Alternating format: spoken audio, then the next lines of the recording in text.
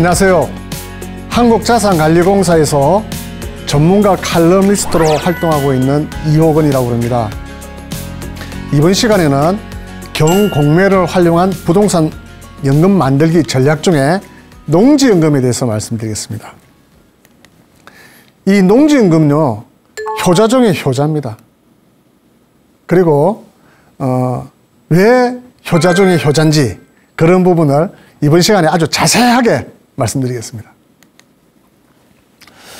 농지연금도 주택연금처럼 마찬가지로 국가기관에서 운영하고 있습니다. 농지연금은 한국농어촌공사에서 주관하고 있고요. 노후생활 안정자금으로 평생 월급으로 이렇게 지급을 하고 있다고 농어촌공사 그 보도자료에 나와 있습니다. 2011년부터 농지연금이 시행되었고 공적연금하고도 전혀 상관이 없습니다. 왜냐하면 농지를 담보로 해가지고 노후생활 노후 경비를 갖다가 노후 자금을 지급을 하기 때문에 그렇습니다. 거기에는 이제 농업인이 되어야 된다. 그리고 농업인 소유 농지가 있어야 된다라는 부분이 이제 전제 조건이 있기는 합니다. 그리고 지금 갖고 계신 농지 그리고 경공매 농지를 활용하면 아주 수익률이 좋은 효자를 만들 수가 있습니다. 그런 부분 아주 이번 시간에 자세하게 말씀을 드리겠습니다. 자, 농지연금의 이제 장점은 뭐냐 하면은 가입자가 돌아가시고 배우자까지 종신 지급을 한다는 겁니다. 주택연금하고 마찬가지죠. 그리고 영농 또는 임대소득도 가능하다. 무슨 말이냐면은 가입자가 직접 농산물을 재배를 해서 팔 수도 있고 그리고 그 농지를 갖다가 임대해서 임대소득도 누릴 수가 있다 이런 이야기입니다. 그리고 안정성 확보. 뭐니 해도 국민연금처럼 꼬박꼬박 잘 나와야죠, 돈이. 그래서 한국농어촌공사에서 운영을 하고 있기 때문에 국가기관에서 관리하고 있다. 이런 부분이 제일 중요하다. 이렇게 볼 수 있습니다. 그리고 장점 중에 이제 연금 채무 부족분을 미청구한다. 주택연금도 마찬가지인데요. 농지연금도 마찬가지입니다. 오래 사셔가지고 장수를 두 분이 본인과 배우자가 장수를 하셔도 연금을 많이 받으셨다 하더라도 농지 기준금액보다도 측정한 기준금액보다도 농지 가액보다도 많이 연금을 받으셔도 그 부분을 청구하지 않는다는 겁니다. 만약에 반대로 농지 금액이 책정되어 있는데 그 금액까지 다 못 받으시고 두 분이 일찍 돌아가셨다. 그러면은 그 차액분을 상속인한테 상속을 합니다. 국가에서 운영하기 때문에 이런 좋은 제도가 있다. 이렇게 보여집니다. 그리고 이제 재산세 감면. 재산세 감면은 6억 원 이하의 농지는 이제 감면이 되고요. 6억 원 이상의 농지는 6억 원까지 6억 원부터 이제 보호를 받을 수가 이제 감면이 된다. 이렇게 말씀을 드립니다. 그리고 연금보호. 연금보호는 이제 그 농지연금 지킴이 통장을 이렇게 가입을 하게 되면 월 185만 원까지 이제 압류 위험으로부터 이제 보호를 받을 수 있다. 이렇게 됩니다. 자, 이제 가입 조건을 보겠습니다. 가입 조건. 가입 조건은 대상자가 이제 두 가지 정도 대상이 있는데 일단 연령은 60세. 60세 이상부터 농지연금을 받으실 수가 있습니다. 그리고 부부 중에 이제 연세가 좀 많이 차이가 나면은 승계가 안 되고 승계가 되지 않고 이제 가입자 혼자 이제 농지연금을 신청할 수 있고요. 만약에 배우자가 5살 차이가 난다. 배우자가 55세고 가입자가 60세다. 이럴 경우에는 승계형 5살까지는 승계형으로 신청이 가능합니다. 그리고 영농경력. 영농경력이 중요합니다. 영농경력이 5년이 필요합니다. 5년. 이 영농경력 5년은 농사를 지은 경력을 말하는데요. 쉽게 말씀드려서 이게 5년이 있어야 된다. 그러면 이거 어떻게 증명하느냐? 그래서 농지대장, 예전에 이제 그 작년 이전에는 농지연보였죠, 명칭이. 농지대장을 5년 이상 보유를 해야 된다. 5년 이상 가지고 있어야 된다. 이 이야기입니다. 만약에 이제 3년 정도 농지대장을 갖고 있다가 이제 어디 취업을 하셔가지고 직장 생활을 하다가 이제 직장 이제 명퇴를 하고 이제 퇴직을 하시고 다시 2년을 갖다가 이제 농사를 지은 농지대장 경력이 있다면은 이 합해서 5년이 영농 경력이 주어지면 되는 겁니다. 연속해서 5년이 아니고, 그래서 영농 경력 5년, 그러니까 농사 지은 그 경력이 5년이 있어야 된다. 그러나 이 5년은 있지 않습니까? 금방 갑니다, 금방. 그리고 만약에 농지가 없어도 농지를 빌려서도 이 영농 경력 5년이 또 주어집니다. 그래서 농지를 빌려서 하는 곳 두 군데가 있는데요. 그 부분도 나중에 제가 자세하게 말씀드리겠습니다.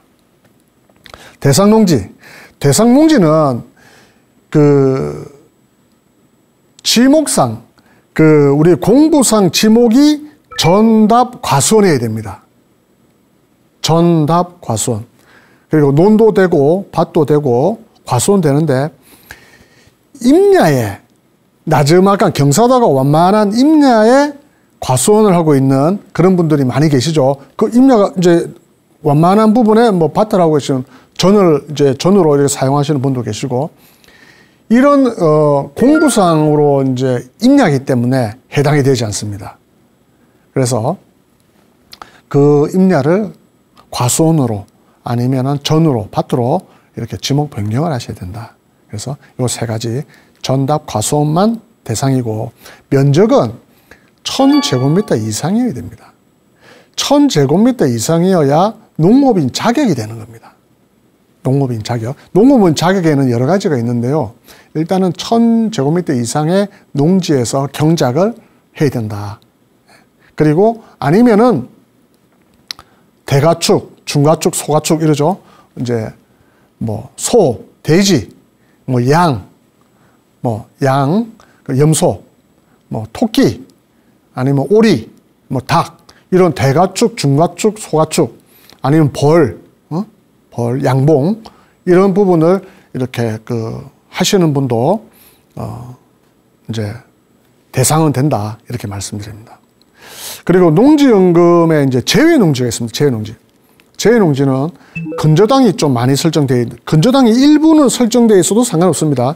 보통 15%에서 한 30% 정도, 30% 정도 이렇게 설정되어 있으면은 수시인출형이라는, 잠시 후에 말씀드리겠지만은 수시인출형이라는 제도를 이용해서 기존에 있는 담보대출을 이렇게 상환할 수가 있습니다.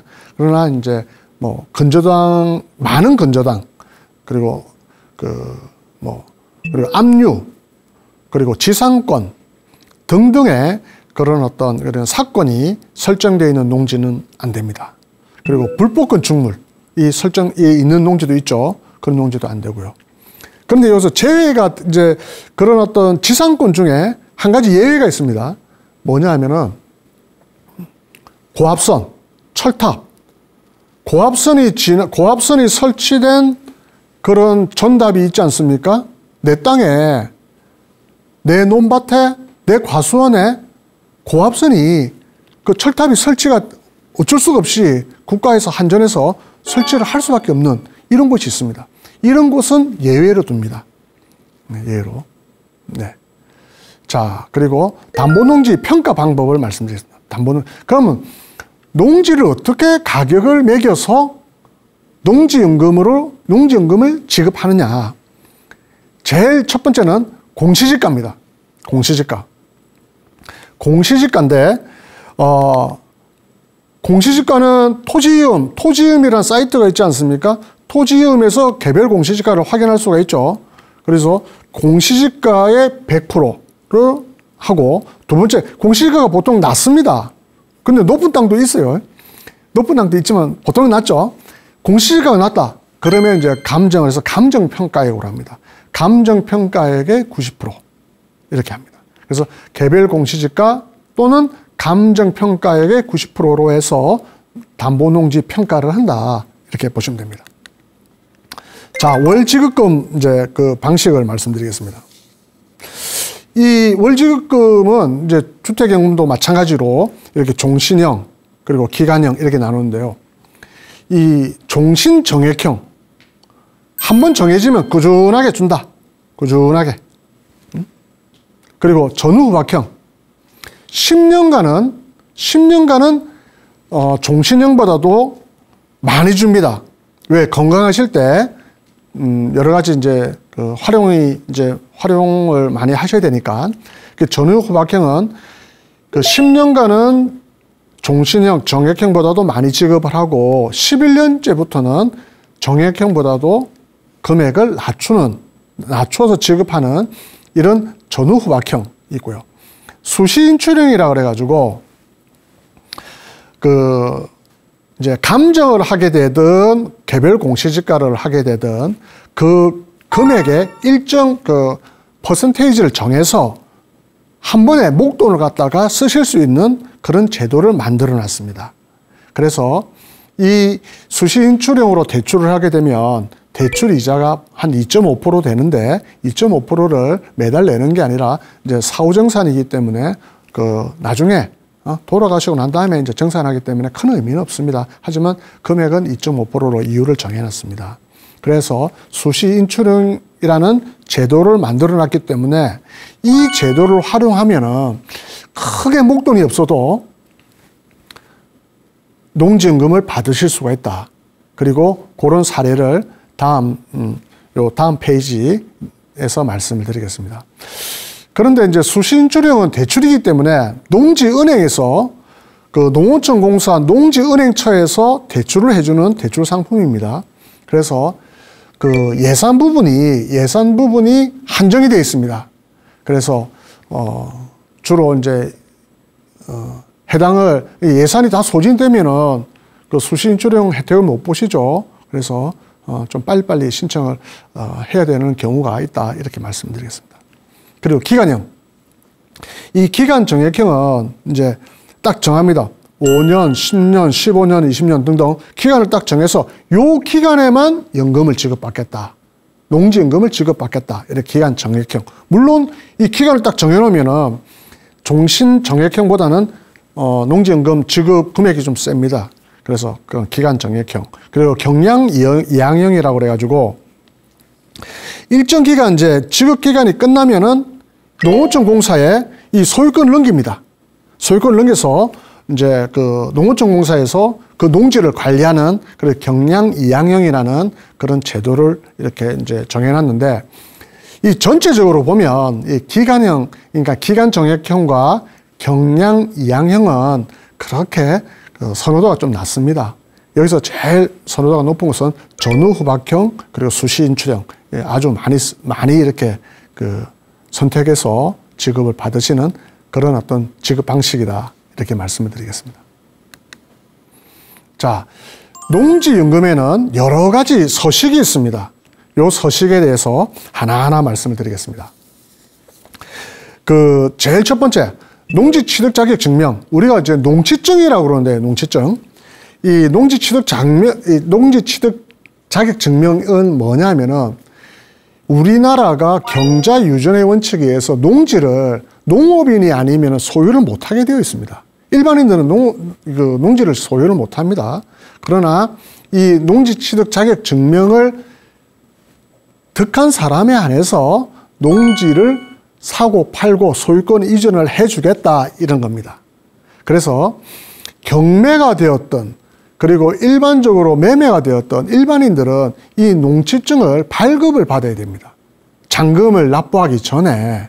그리고 그 소유권 이전과 동시에 그 소유권 이전 서류에 이 농지취득 자격 증명 서류가 들어가야 된다. 이렇게 말씀드리겠습니다. 이 농지취득 자격 증명은 시, 군, 구, 읍면, 면장님, 그리고 뭐 읍장님 등등에 확인할 수가 있습니다. 아니면 정부24라는 사이트에서 신청 자격을 이렇게 기입을 하고 인터넷으로도 발급 여부를 확인할 수가 있습니다. 이 농지증을 이렇게 받으면은 이제 그러니까 이제 일반 농업인이 된다는 어떤 이제 그 자격이 갖추어지는 거죠. 자격이 갖추어집니다. 그래서 농지취득 자격 증명의 어떤 발급 유무를 꼭 농지 이렇게 구입 전에 확인할 필요가 있다. 예, 이렇게. 예를 들면 내가 서울 방배동에 살고 있는데 충남 아산에 좋은 농지가 있다.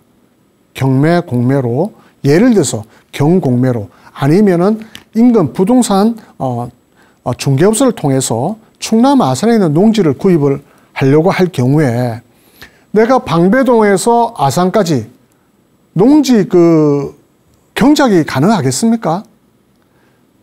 이제 이런 부분이죠. 경작을 할 수 있는지 없는지 등등에 따라서 농지 자격 취득 증명의 발급이 될 수도 있고 안 될 수도 있다. 이런 걸 말씀을 드리는 겁니다. 자, 그리고 농업 경영 계획서. 그러니까 이제 농지 자격 취득 증명하고 농업 경영 계획서를 이제 같이 이렇게 이제 제출을 하거든요. 이 농업 경영 계획서는 뭐냐면은 내가 농사를 잘 짓겠다. 농사를 짓는다는 그런 어떤 계획 의지를 보여주는 문서다. 이렇게 볼 수 있습니다. 여기에 보면 예를 들어서 302평 1000제곱미터의 농지를 부부가 둘이서 이렇게 경작을 할 수 있겠습니까? 허리가 부러집니다. 허리가 부러져요. 예? 그래서 이제 주변에 같이 경작을 조금 도와주실 수 있는 분, 노동력 확보, 그리고 기계, 그리고 기계 장비는 또 뭐 관리기라든지 등등의 이런 장비는 어떻게 활용을 이제 이렇게 임대를 할 것인지, 그리고 구할 것인지 등등을 주변에 이제 전문 그런 농업인 내지는 이장님들한테 이제 상의를 하는 거죠. 그렇게 해서 농업 경영 계획서를 이제 작성을 하는 겁니다.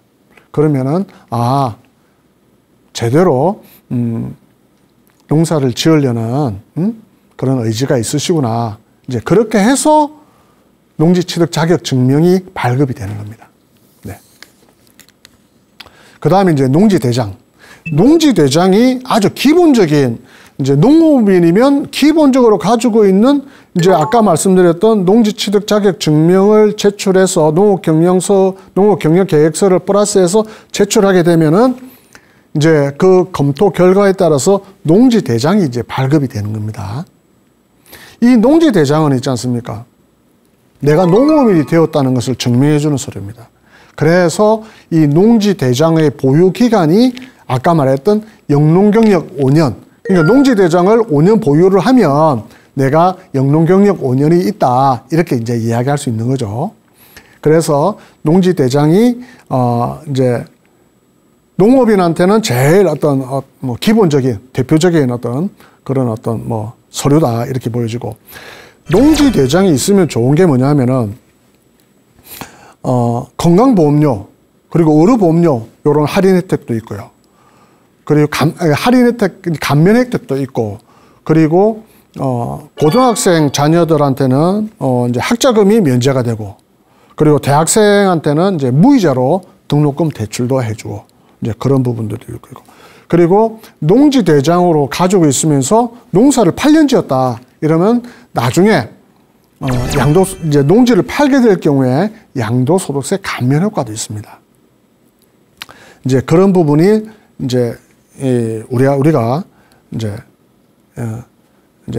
우리한테 주는 혜택이고, 그리고 농지 대장을 2년 보유해가지고 또 다른 농지를 또 구입하실 수가 있죠. 그러면 취득세 50% 감면 혜택도 있다 이렇게 보여줄 수 있습니다. 자, 농업경영체 우리가 흔히 말해서 농업경영체 등록 신청서 이러는데요. 농업 경영체 등록, 이건 뭐냐 하면은, 이 농업하고 농촌에 계신 분들한테는 많은 융자금, 보조금 등등이 지급이 됩니다. 그런데 이 융자금, 그리고 보조금, 그리고 여러 가지 지원금 등등을 받기 위해서는 농업 경영체 등록, 그러니까 농지 대장을 가지고 있으면서 농업 경영체 등록을 같이 이렇게 보유하고 계셔야 됩니다.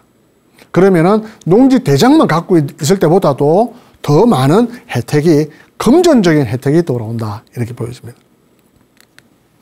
그리고 이제 용도 지역을 한번 보겠습니다. 용도 지역. 부동산은 뭐니 해도 용도 지역입니다. 용도 지역.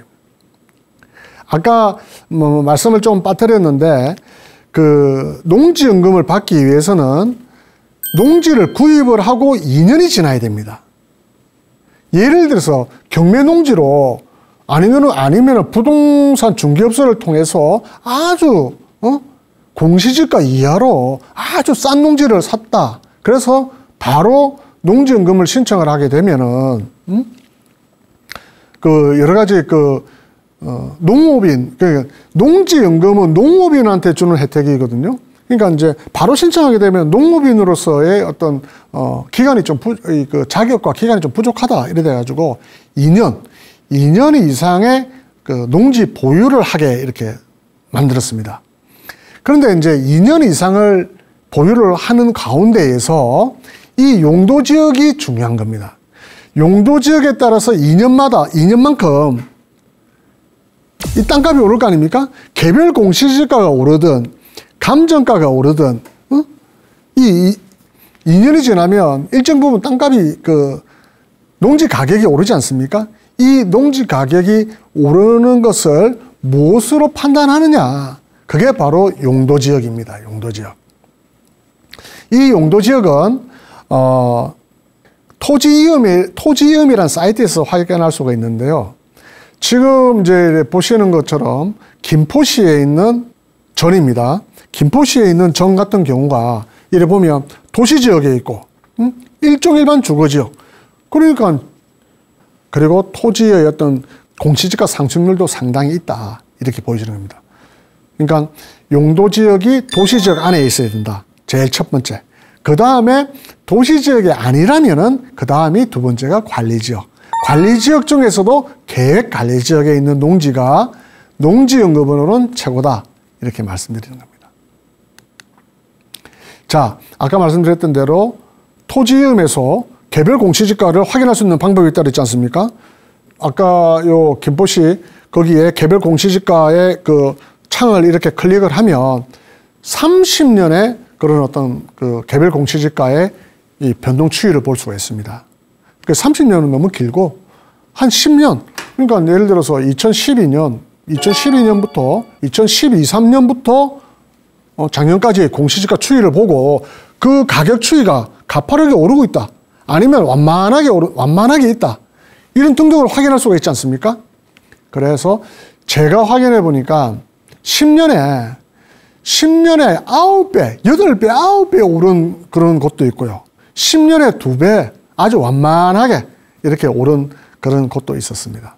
그런 등등을 이제 토지임으로 확인하죠. 이렇게 가파르게 오르고 있다 이러면은 그런 지역의 농지를 구입을 하셔가지고 아까 말씀드렸던 대로 공시지가의 100% 금액으로 해서 농지연금 신청을 할 수가 있다, 이렇게 말씀드리는 겁니다. 자, 용도지역 말씀드렸죠. 아까 지금 말씀드렸던 대로 용도지역은 크게는 이제 도시지역, 관리지역, 농림지역, 자연환경 보전지역, 이렇게 네 가지로 나누는데, 이 네 가지로 나누면서 그 부동산이 거기에 건물을 바닥 면적을 몇 평으로 할 수 있는지, 층수를 몇 층으로 할 수 있는지, 그리고 용도를 뭘로 할 수 있는지. 예를 들어서 다 같은 전답이라고 할지라도 일반 식당, 일반 휴게 음식점, 일반 음식점 이렇게 나눌 수 있지 않습니까? 예를 들면 커피숍은 할 수 있는데 횟집은 할 수 없는 그런 부동산도 많이 있지 않습니까? 그게 뭐냐면 용도지역 때문에 그런 겁니다. 예? 어떤 지역은 학원밖에 못해요. 어떤 지역은 유흥업소, 뭐 숙박업, 룸사롱, 뭐 이런 등등 이런 이제 중심 상업 지역에서 할 수 있는 그런 중심 상업 지역을 건축할 수 있는 그런 땅이 있고, 아니면은 그런 용도를 건축할 수 없는 그런 땅들도 있다. 그게 그 결정을 어디서 하느냐? 용도 지역에서 결정한다. 이 이야기라는 겁니다. 그래서 용도 지역은 부동산의 가치를, 부동산의 값을 딱 나타내는 제일 중요한 척도다. 이렇게 말씀드리는 겁니다. 그래서 이제 정리를 하면은 용도 지역은 이제 그 농지연금 같은 경우는 도시지역, 비도시지역 중에 도시지역 안에 있는 농지를 선택을 해야 되고, 만약에 비도시지역의 농지라면 이제 계획관리지역, 예? 계획관리지역에 있는 농지를 선택을 하는 것이 농지연금을 조금이라도 많이 받을 수 있는 그런 어떤 여건이 된다. 이런 말씀을 드리는 겁니다. 자, 사례를 보겠습니다. 사례. 이 농지연금의 사례는 바로바로 확인을 할 수 있습니다. 제가 이제 농지은행이라는 사이트가 있거든요. 우리가 이제 검색창에 농지은행 치면은 농지은행 이제 사이트가 열립니다. 그 옆에 보면 농지연금이라는 또 창이 있습니다. 그 농지연금 창을 딱 들어가시면은 예상연금 조회라는 이런 창이 뜹니다. 그래서 지금 개별, 아까 말씀드렸던 토지음에 대한 토지음을 보고 개별 공시지가를 확인할 수 있다 했지 않습니까? 그 금액을 입력하셔도 되고, 지금 이제 그 화면에서 보시는 사례를 보면 이건 경상남도 거창군에 있는 농지인데요. 감정가가 이제 7억 5,200입니다. 감정가가 7억 5,200이면은 지금 감정이 그렇지만은 2년 후에, 그리고 또 영농경력 5년이 필요하니까 5년 후에는 이 7억 5,200 이상으로도 갈 수 있지 않습니까? 그러니까 그런 금액을 우리가 이제 어바웃해서 지금의 시점에서 연금을 얼마 받을 수 있는지라는 부분을 정확하게 계산을 한번 해보는 겁니다. 자, 그렇게 해가지고 내 농지연금을 이제 확인을 해보니까 이제 감정가로 가는 거죠. 감정가로 가서 감정가의 90%를 대비를 했더니 6억 5천 나왔죠. 6억 5천에 대한 금액을 이제 예상 농지연금 이렇게 조회 결과로 딱 나오는 겁니다. 그러니까 이 재미있지 않습니까? 지금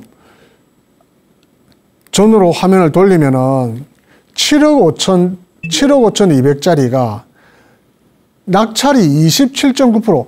지금 농지 같은 경우는 있지 않습니까? 주택보다도 낙찰가가 더 낮습니다. 왜?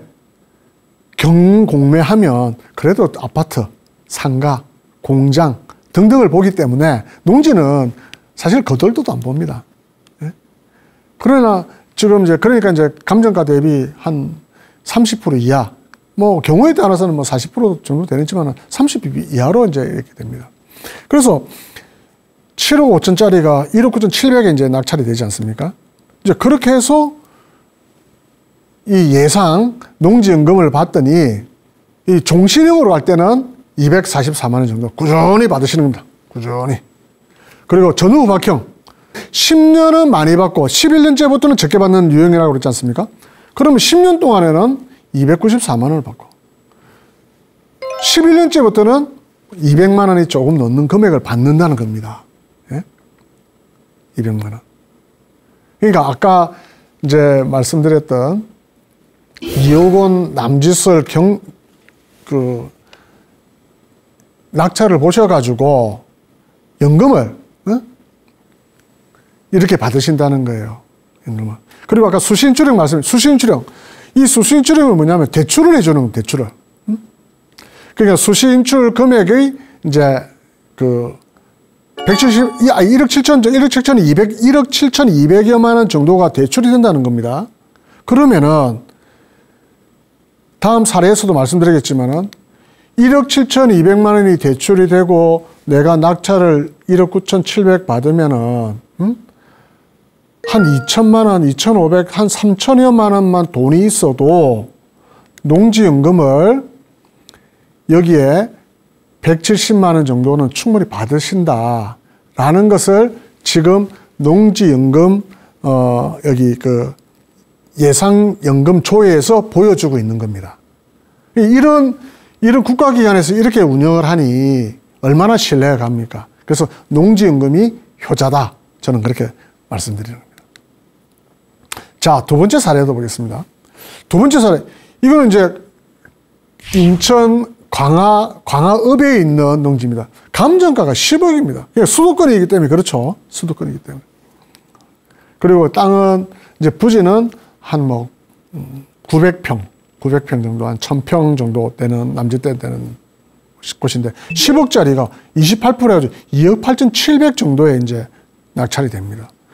이 부분도 똑같이 예상 농지연금 조회로 가서 감정가를 넣었더니 월 300만 원 받는 걸로 이상업 시열이 나오는 겁니다. 그리고 대출은 뭐 아까 말씀드렸던 대로 이제 2억 이상 대출이 또 수시인출형으로 대출이 되고, 그래서 농지연금에서 수시인출형 그 부분을 이용을 하면 상당히 수익률이 좋다 이렇게 보이는 겁니다.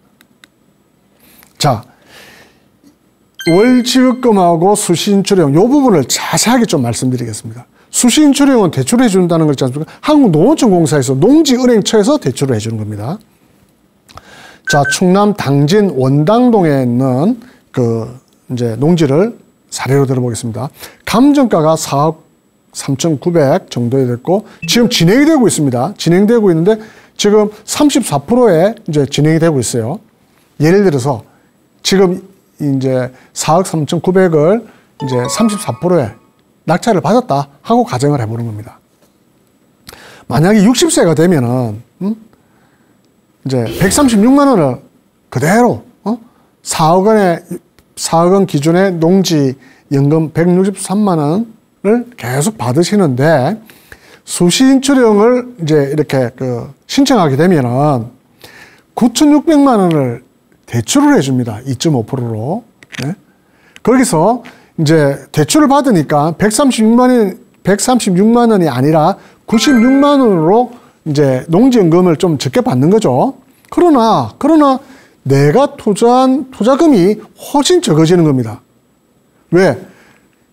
낙찰을 1억 5천에 받았는데 9,600만 원 대출을 받으니까 실질적으로 들어간 돈은 약 5,900만 원, 6천만 원 정도고 여기에 농지취득세 3.4% 하면 527만 원, 그리고 기타 비용 100만 원 이러면 6,500, 한 27만 원, 6,500여만 원 돈으로 96만 원 평생 연금을 받는다는 겁니다. 그리고 배우자가 나이 차이가 5살 이내의 경우에는 배우자 승계 조건으로 가서 배우자까지, 그리고 이제 이렇게 됐을 경우에 96만 원이 이제 연금이 좀 부족하지 않습니까? 그러면은 인근에 있는 농지를 또 구입을 하셔가지고 똑같이 연금 신청을 해서 또 수시인출형으로 해서 일부 금액 인출을 받으실 수가 있다는 겁니다. 그래서 이 농지연금은 이 수시인출형 제도를 활용만 한다면은 큰 목돈 없이 농지연금을 평생 지급받을 수 있는 그런 어떤 좋은 방법이 있다. 이걸 말씀드리는 겁니다. 자, 그리고 농지취득 자격 증명을 제가 아까 앞 시간에 계속 강조를 했는데 농지 자격 증명이 필요 없는 농지도 있습니다. 신청만 하면 바로바로 농지를 취득할 수 있는 농지가 있습니다. 그게 이제 상속에 의한 농지가, 이제 아버님이 돌아가시고 어머님이 돌아가시면 이제 자녀들은 상속이 되죠. 그럴 경우에는 농취증, 줄여서 농취증이 필요 없고, 그리고 아까 도시지역에, 아까 김포시 사례를 들었지 않습니까? 도시지역에 있는 농지는 농지 자격 취득 증명이 필요가 없습니다. 그래서 아까 조금 전에 말씀드렸던 김포시에 있는 그 전 같은 경우는, 밭 같은 경우는 누구나 다 살 수가 있다. 이제 그런 이야기. 그런데 도시지역 안에 녹지지역이 있습니다. 주거지역, 상업지역, 공업지역, 그 다음에 녹지지역이 있는데 녹지지역에 있는 농지는 농지증이 필요합니다. 예. 그 다음에 이제 도시계획시설 예정지, 그리고 영농여건 분리농지라 해가지고 농지 중에서도 그 농업 생산성이 좀 낮다고 판단되는 지자체장이 판단되는 이제 농지가 있습니다. 이제 농사짓기 어려운 농지, 이제 이런 농지는 농지증이 필요 없습니다. 그러나 요즘은 또 여러 가지 기계 장비가 좋아가지고 농지 여건 분리 농지라고 하더라도 아주 양질의 농지가 뭐 경작하는데 이상 없는 그런 농지가 아주 많습니다. 네. 자, 농지연금 체크리스트를 한번 보겠습니다. 지금까지 말씀드렸던 부분을 10가지로 정리를 해서 말씀드릴게요. 영농여건 5년이 중요하다고 그랬지 않습니까? 영농여건 5년. 아까 농지대장 5년 보유한 거, 그거 말씀드리는 거고. 그리고 나이가 60세 이상. 그리고 배우자의 나이는 승계역으로 갈 경우에는 5살 차이, 배우자는 55세. 그러니까 65이면 배우자가 60 정도. 이렇게. 그리고 이제 해당 농지는 2년 보유했는가, 이제 바로 중개업소나 경공모를 해서 바로 농지를 취득하고 했다 하더라도 그 농지를 바로 농지연금으로 신청이 불가하다. 2년은 지나야 된다. 그리고 그 농지 소재지가 중요한데, 농지 소재지가 시군, 내가 살고 있는 곳에 있거나 안 그러면 붙어 있어야 된다. 예를 들어서 서울이면은 고양시, 김포시, 아니면 과천 등등. 근데 서울인데 뭐 청주, 안성, 뭐 이런 데는 멀지 않아 30km 넘으면은 이 농지증이 나오지가 않습니다. 투기 목적으로 보기 때문에 그런 겁니다. 그래서 농지 소재지, 신청자의 주거지와 농지 소재지의 거리도 중요하다. 그리고 지목상, 그러니까 공부상의 지목이 전답 과수원인지, 예? 말씀드렸죠. 그리고 농지의 형태. 땅값이, 농지 가격이 계속 오르는 곳은 농지의 모양, 그리고 경사도, 뭐 일조량, 뭐 북향인지 남향인지 등등, 그리고 주변에 그런 어떤 뭐 소각장이라든지 뭐 축사라든지 이런 기피 시설이 있는지 여부, 이런 등등을 확인해 가지고 이제 가격이 오르지 않습니까? 이래서 그 농지의 형태라든지 기피 시설 유무도 확인하는 게 좋다. 그러면서 이제 용도 지역, 그리고 용도 지역, 아까 제가 도시 지역 그리고 관리 지역 중에는 계획 관리 지역 좋다고 말씀드렸지 않습니까? 용도 지역 파악을 해야 되고, 그다음에 뭐니 해도 맹지, 아까 철탑이 지나가는 선화지 전부 다 농지연금 대상이 되는데, 그린벨트도 가능합니다. 가능한데 땅값이 많이 안 오르죠. 예. 그런데 가능한데 그 중에서도 도로를 딱 물고 있어야 됩니다. 이 농지가 도로를 접한 농지인지 아닌지도 이제 우리가 맹지도 가능하지만 땅값이 오름폭을 볼 때는 그런 부분도 확인해야 된다. 그리고 공시지가는 아까 말씀드렸던 대로 토지이음에서 확인하는 거죠. 토지이음에서 그 개별 공시지가의 오름폭을 딱 보는 겁니다.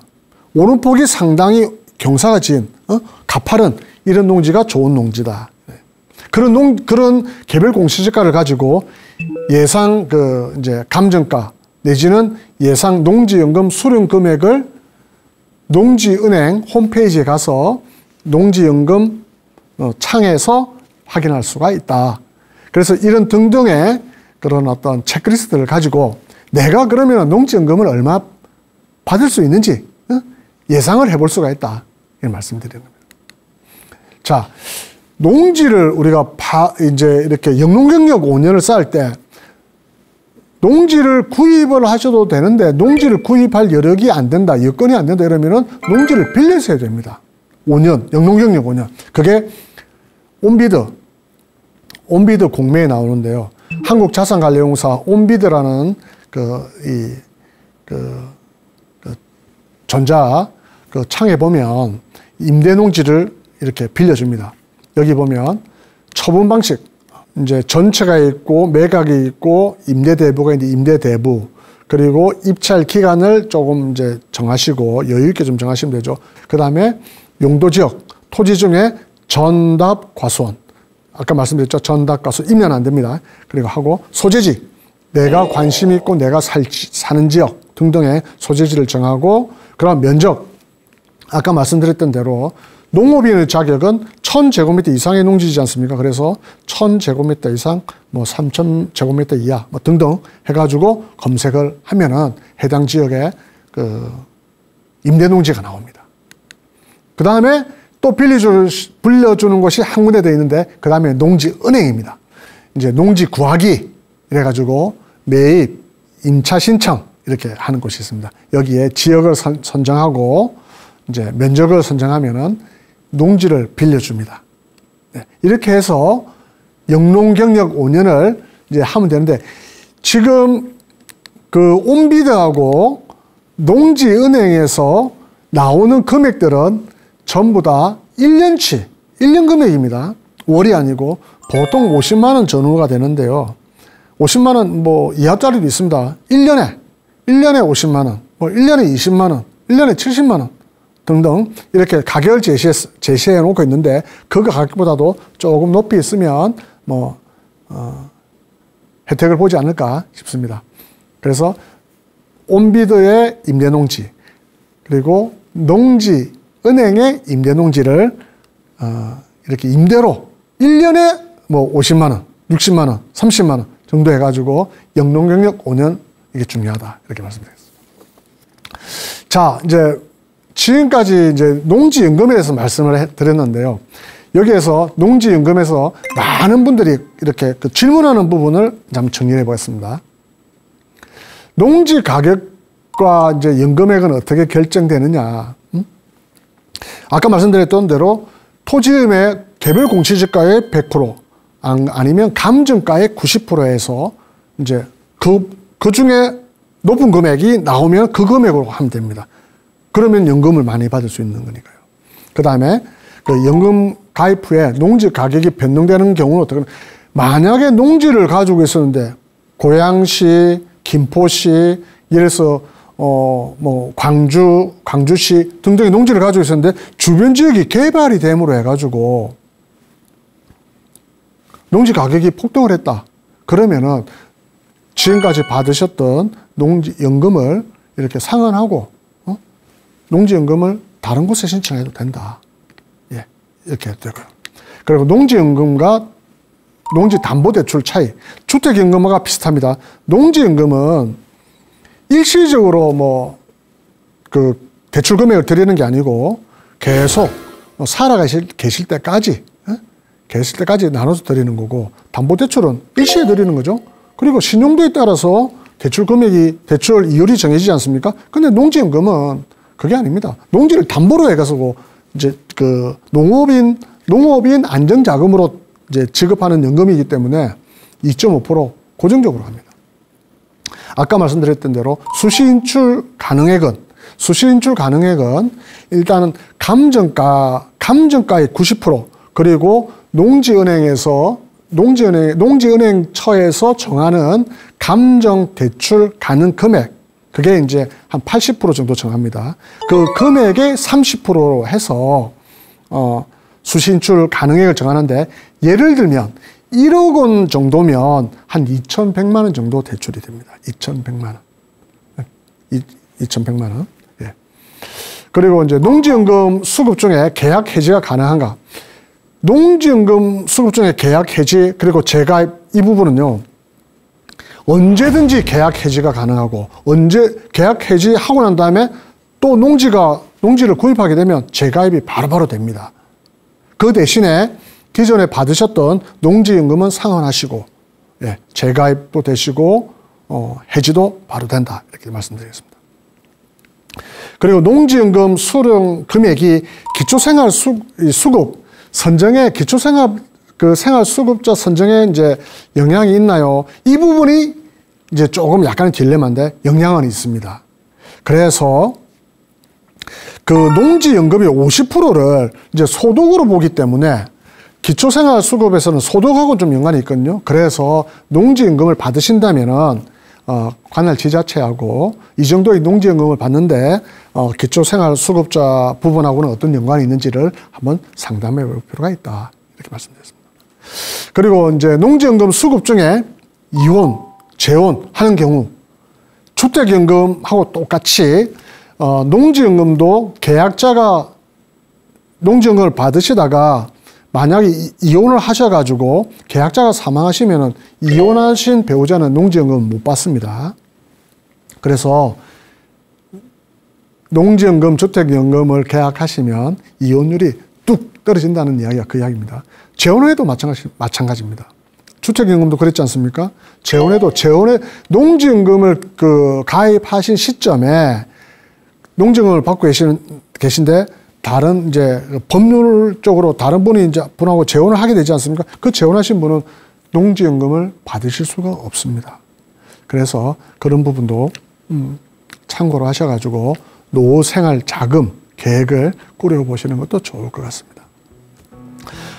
이번 시간에도 농지연금에 대해서 자세하게 말씀드렸습니다.